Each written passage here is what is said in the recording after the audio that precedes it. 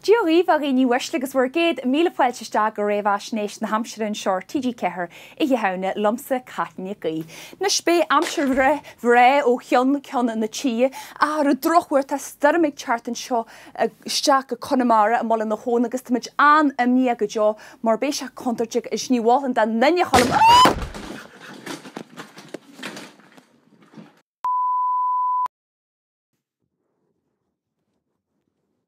Is léir go bhfuil 5 heicniú le going a cháirde ná teagine ná beméid th neislimh cholóch gur féidir.